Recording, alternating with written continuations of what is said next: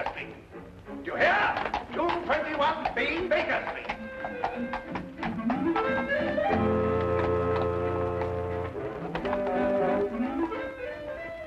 And you're an idiot, too.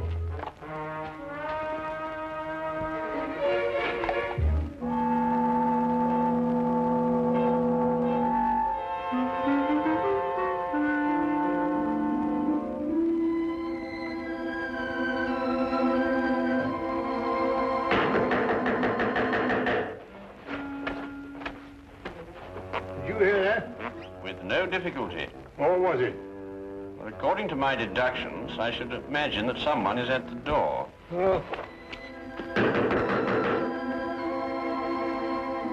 Well, Watson, won't you see who it is? No, well, I just... All right.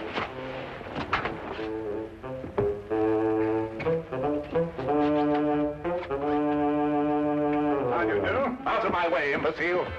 Ah, here you are. A most accurate observation. Don't fool with me, sir. I'll wrap this stick around your head. I beg your pardon. Do you know who you're talking to? I most certainly do. An idiot, a liar, and a blackguard. That's who I'm talking to. Would you care for a cup of tea? Never mind the cup of tea. Just give me my £100. Now, look here. Now you've gone too far. Who are you? Yes. Why don't you introduce yourself? Introduce? Mr. Holmes, what tomfoolery is this now? You know my name, sir. I wish I were equally informed as to yours. Do you mean to sit there and pretend you don't know who I am? I not only do not know who you are, sir, but I think I prefer it. Quite. But this is impossible. Oh, you're pulling my leg? Mr. Sherlock Holmes is not in the habit of pulling the legs of elderly gentlemen. Oh, enough of this nonsense. I talked to you here in these very rooms only last week. Oh, indeed? And what did we talk about? You know very well what we talked about. I informed you that several attempts have been made on the vault in my home. I asked your advice concerning a safer place for the family jewels, securities, and other valuables. Oh? And what was my advice? Don't you remember? You said that thieves never look in the obvious places for valuables. They only look in the places that are not obvious. Therefore, I should put my precious things in an obvious place, which would then become inobvious. Or some such drivel. Anyway, I took your word for it, and you charged me £100, too. Did I? I take it the advice was not very effective. Effective? My dear sir, not more than an hour ago, the biscuit jar was ransacked. Completely ransacked. Biscuit jar? I offer you my full sympathies, Mr. Sir Arthur Treadley. Oh, Sir Arthur. However, the loss of your valuables represents only one crime in this pattern. What do you mean? The first crime committed was a very clever impersonation of myself. For last week, when we presumably were holding our rather unusual discussion, I was in Brighton with Dr. Watson. Yes, we had sort of a holiday. Gone the entire week. Very enjoyable, eh? Are you certain? There can be no doubt, sir. Then I talked to... An impostor. But he looked exactly like you. It's interesting, eh, Watson? Yeah. What did I look like? You were in Brighton. We both were. Well, this is the most amazing. It certainly is, sir. I hardly relish the thought of a stranger wearing my slippers and smoking my pipe. Not to mention the fact that he's traded on your name to achieve his own illegal ends. Well, I see that I can hardly blame you, but still, something should be done about it. Something shall be done about it, sir. This impostor must be apprehended. You should report the matter to the police. Oh, no, I think you can trust Sherlock Holmes. This Sherlock Holmes. Good. Here's my card, sir.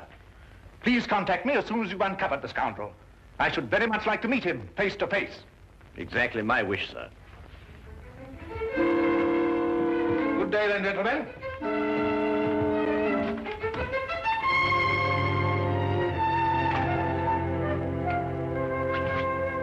Oh, the nerve, all the impudence breaking in here and pretending to be Sherlock Holmes.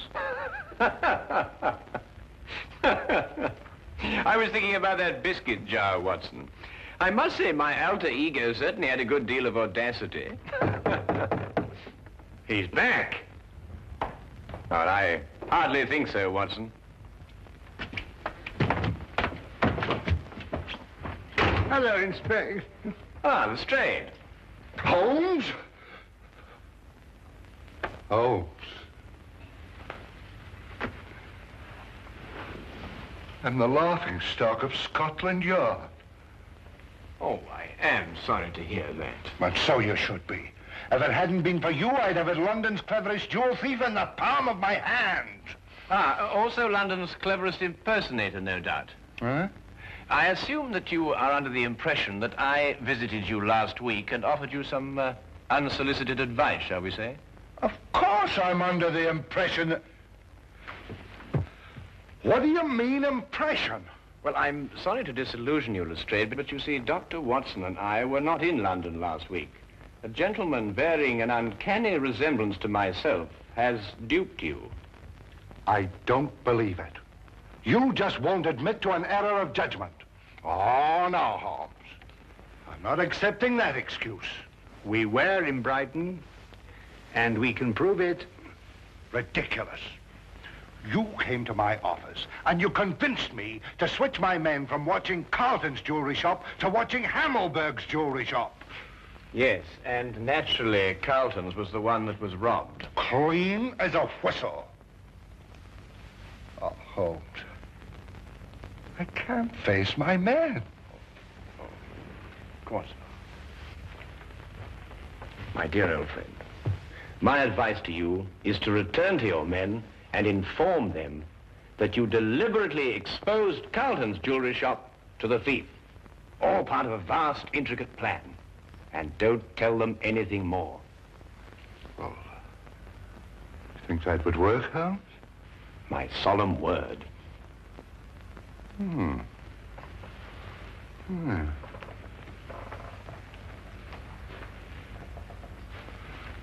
do that, Holmes. That's just what I'll tell them. They won't be able to make me out, will they? No. You will continue to be a puzzle to them. Yes. Oh, thank you, Holmes, thank you. Oh, by the way, you weren't serious about that impersonator, were you? Quite serious. Ridiculous.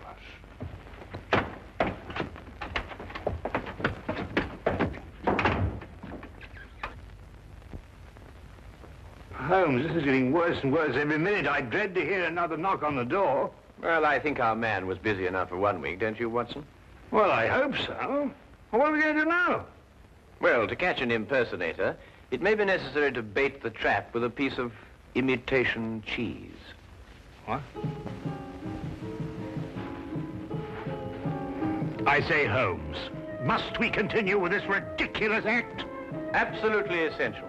Well, I don't feel very dignified. Dignity is not the issue, Watson. It is justice and revenge. How long do we go on for? Well, until the right man calls on us.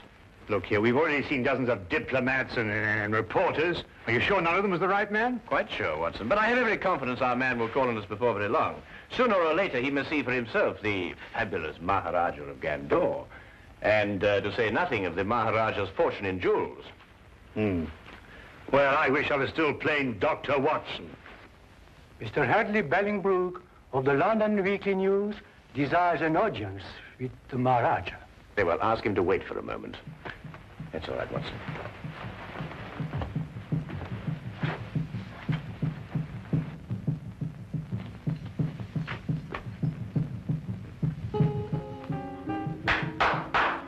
Show Mr. Bellingbrook in.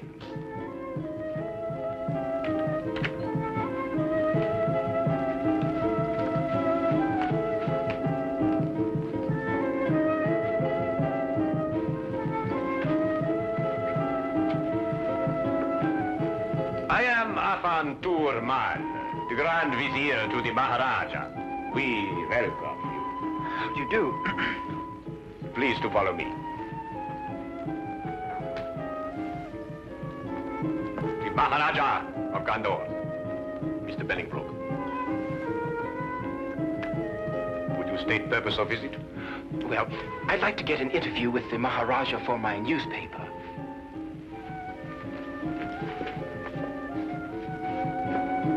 Putri Hai, Iskla, Garibalahira. We grant interview. First question, please. Well, actually, I wanted to do what we in London call a feature story. Naturally, I know that every newspaper has already covered the fact that the Maharaja is honoring us with a visit. I thought, therefore, that we might have, well, just sort of an informal chat. Very interesting. Very interesting. We grant an informal chat. Thank you. Your Highness, the population of London has heard a great deal about your jewels. I wonder, would you tell me what their value is? You may say for publication that the Maharaja's jewels are worth well in excess of £500,000. I see. And would the Maharaja consent to reveal to us just how he protects such a vast fortune? The Maharaja retains 30 men whose sole task it is to guard the vast wealth. Very interesting. Yes, but it is not the fear of theft that disturbs the Maharaja. Oh? May I inquire just what it is that disturbs the Maharaja? Mr. Bellingbroke, we are faced with a delicate situation. May we take you in our confidence? Oh, yes, of course. Well, the truth is that the Maharaja's daughter is in love with a young Englishman. I had no idea. It is all too true, but we are plagued with doubts. Doubts? Yes. We would like to know if the young man is sincere in his affections, or, as you might term it, is he a fortune hunter? So you see, to most men, £500,000 is a fortune. That is a serious problem. Indeed, we would ask you in the greatest confidence if you could recommend to us a private individual who could carry out some discreet investigations into the young man's background and motives, huh? Have you not heard of Sherlock Holmes? Sherlock Holmes? No. The name falls strangely on our ears. I assure you, sir, the man is a master in matters of this nature. Then perhaps he is the one we seek. I'm sure he would be delighted to assist you. However, he is quite busy. I can't say exactly when he will be available. Then perhaps, you could manage to have a word with him and persuade him to give us an interview. Indeed, I shall. I will inform you the moment that he's in a position to accept the Maharaja's problem. We will be present when the time comes. You have been of great assistance. Already you have lightened the royal burden. You will find Mr. Holmes most helpful. There is no secret, however intimate its nature, that you cannot entrust to him. Oh, indeed, indeed. As we say in our country, a wise man is a quiet man. Oh, most true. And now, may I ask the Maharaja another question? No, please, please. The Maharaja is fatigued with the interview. The Maharaja bids you good day. Oh, yes, of course. Your visit has been most pleasing to us. Good day, Mr. Bellingbroke.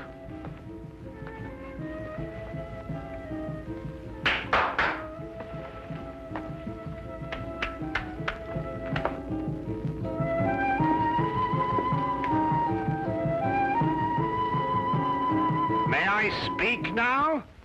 Certainly, Watson. What would you like to say? Eh? Oh, no, nothing really. Oh. Look here, Holmes. Why did you tell that fantastic story, something about a daughter and an Englishman? Well, you're aware, of course, that Mr. Bellingbroke was not a member of the press. Oh? Seemed legitimate enough to me. Hardly. You see, there were no signs of the true journalist about him. The seat of his trouser was not shiny from constant application to a chair, nor were the elbows of his coat shiny from constant application to a desk. Yeah? His spectacles were mere props, being made of plain glass. Plain glass? Good Lord, how did you determine that? Well, Mr. Bellingbroke is nearsighted. It was quite evident from the manner in which he took those notes that the glasses were no use to him whatsoever. Oh, I see. All right, then, granted Bellingbroke isn't Bellingbroke. Well, who is he? I mean, he doesn't look very like you, does he? Well, that's true, Watson. I think we shall learn more about our mysterious friend when he arranges that interview for me with Sherlock Holmes. Yes, I believe he resides at 221B Baker Street. A charming man, too, from what they say.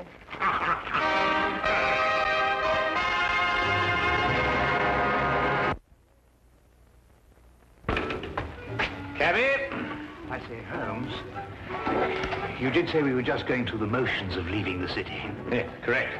But, well, where are we actually going? Well, straight back to our rooms at the hotel, where you will get out of your clothes and resume your instant characterization of the Maharaja of Gandor.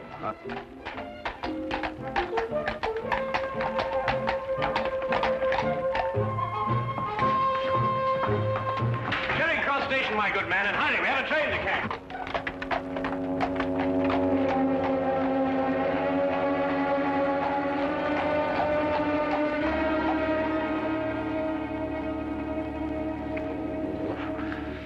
I wish they wore bowlers. Yeah, let me help you. Mr. Bellingbrook has arrived. Ah, show him in.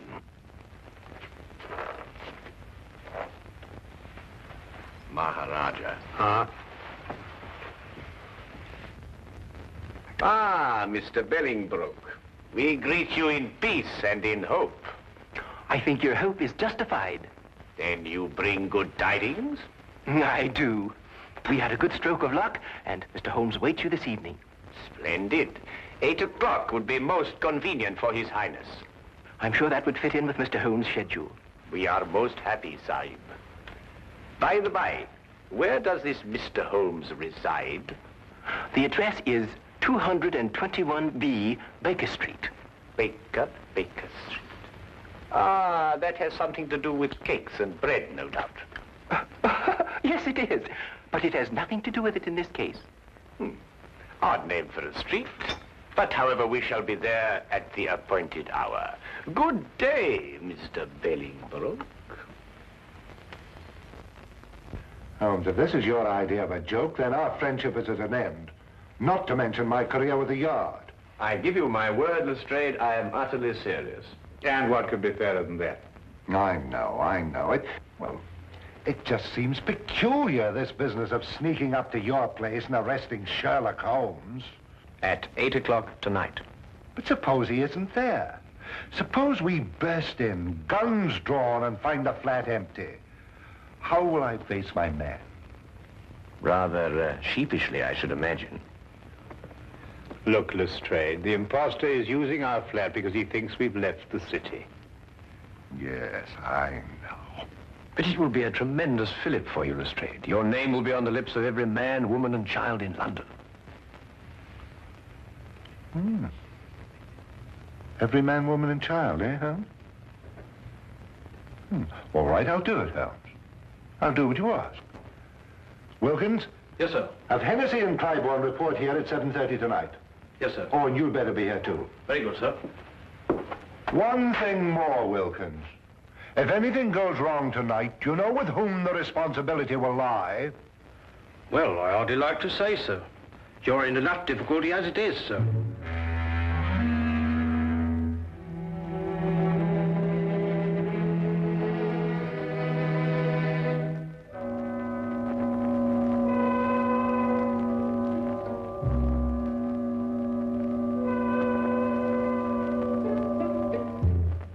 It will be necessary to surprise our unwelcome guest. Of course. I suggest, therefore, that we gather one by one in the hallway of the house. Watson, you stroll by first and then duck in. Aye. Next Lestrade, then Wilkins, and finally myself. What about Clybourne and Hennessy? Hennessy, you ought to go around the corner and station yourself at the back of the house. And mind, keep a good lookout. And Clybourne, you remain here and watch the front of the house. Now, is everything understood? Good. Then let's be off.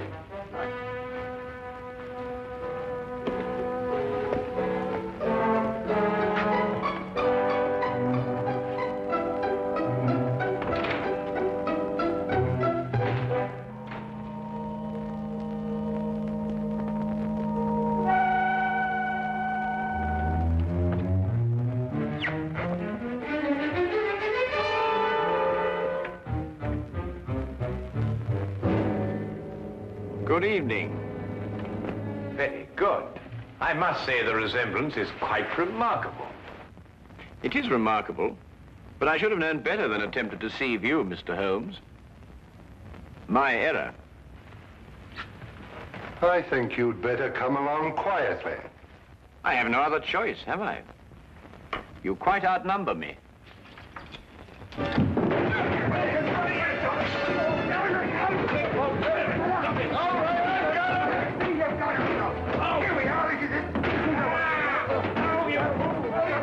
Fools! You've got the wrong you don't. We've had enough of your tricks. Lestrade, Watson, he's getting away. Let me up. Let you up, give you another chance to escape, more likely. You're pardon me, gentlemen, but I believe you're sitting on the real Mr. Holmes. What makes you think so, Wilkins? Well, if he's the imposter, where is the real Mr. Holmes? Yes, of course, you idiots. The real Holmes would run away. There should be two of us. Oh, my goodness, he's right. I'm most terribly sorry, Holmes. No time for all that now, Watson. Please, come on.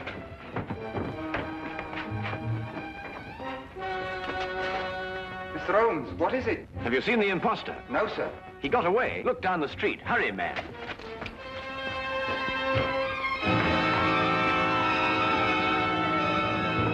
Don't move. Cliven, what are you doing? Why, Mr. Holmes just told me that the imposter... Oh, my goodness. Where did you see him, Cliburn? Right at my post. I don't know which direction he took. Well, he can't have gone very far. Yeah, what's that, Watson? Why, it's Putty. Mr. Holmes, Alfred. how did you get here so quick? Alfred, where was I when you last saw me? Right, down the street quite a way. And which direction was I going? Don't you know, sir? No, that's why I'm asking you. Tell me quickly. Why, it looked like you was cutting over the red line. Thank you, Alfred, for your assistance. I said hello, but you acted like you didn't even know me.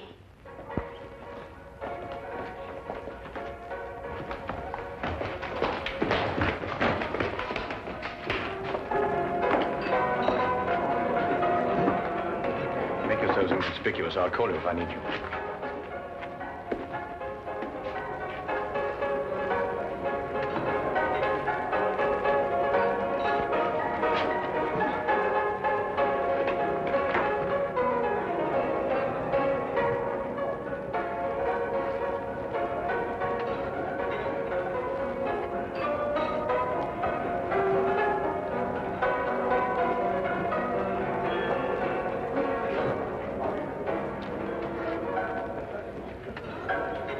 Meet again, Mr. Bellingbrook.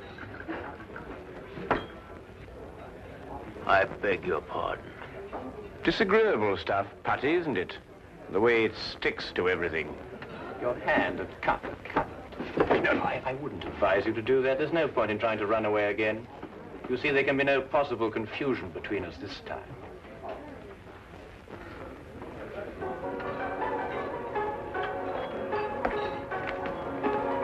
Here he is, Lestrade. But who is this man? Well, it's rather difficult to say. Sometimes he is a certain Mr. Bellingbrook, and at others a certain Mr. Sherlock Holmes. But at all times he is a superb master of mimicry and disguise. Holmes, are you positive? I'd hate to make another mistake, you know. Have no fear, Lestrade. You will discover on his person the putty with which he remodels the features of his face. And you may also undoubtedly discover that at one time or another, he was a more than competent actor.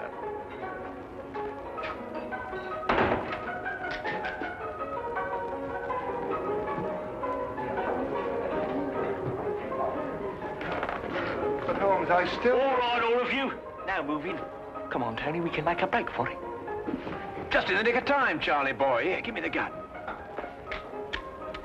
Thank you. Now, won't you sit down opposite your partner?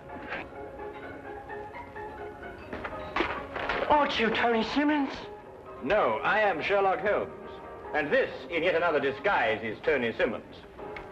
And this is Inspector Lestrade of Scotland Yard, Dr. Watson, Sergeant Wilkins, and Officer Cliburn.